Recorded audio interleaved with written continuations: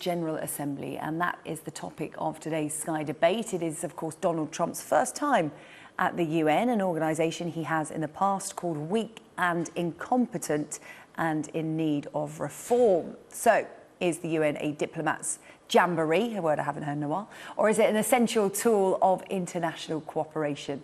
This morning we are asking the UN, is it a force for good or a talking shop?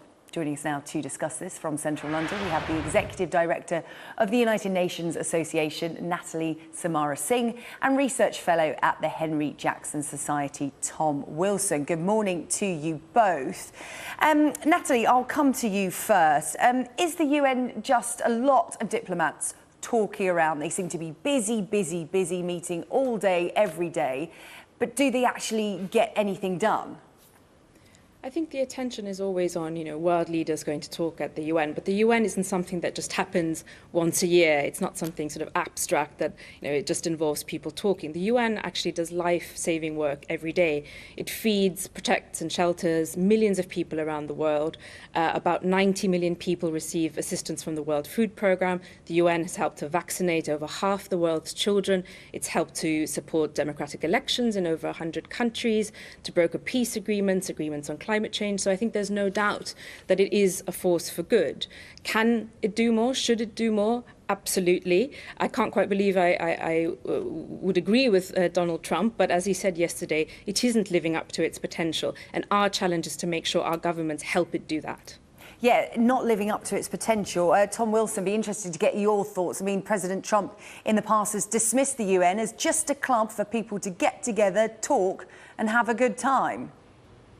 Well, if only it was just a talking shop. Often I'm afraid it's something much worse. I'm afraid that what the UN all too often does, whether it's on the Security Council, the Human Rights Council or the General Assembly, is it allows countries who violate human rights and who don't uphold international law to actually have a role in making international law and sitting in judgment of other countries on human rights issues. So that, for instance, you would have countries like Saudi Arabia chairing the Human Rights Council, countries like Venezuela sitting on the Human Rights Council. It's not surprising that the UN struggles to challenge and hold those countries to account.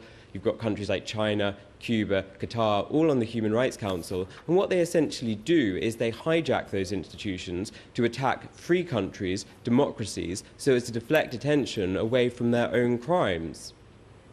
Natalie, would you care to respond to that? I think, the problem is if you have a sort of club of good states, firstly, I'm not sure which states would be in that club. And I don't see the value it would have. The value of the UN is actually in being a talking shop, in bringing all the world states together. The value of the UN is not that it's it's dictating to other countries what to do. It's the fact that they rub shoulders and they are forced to work together to find solutions to global problems. The UN isn't the sort of abstract organization that can be hijacked. It's all of us. It's the international community as a whole. The problem is that UN decision-making often relies on consensus, sometimes on unanimity, but most of all, it relies on the big powers getting their act together. So when they don't agree on something, or when they're not interested in an issue, or when they have vested interests of their own, it's very, very hard for the UN to make progress. The UK is one of those big powers. It has an enormous role to play in making the UN work better. I wonder, Tom, how much power do you think the UN has? Let's use, for example, Myanmar at the moment. We've just had this in from UN investigators who say they have demanded full, unfettered access to Myanmar. Obviously, the Rohingya crisis going on there at the moment. The United Nations can't even get into the country to assess, as they put it, what's going on, let alone have a role in doing anything about it.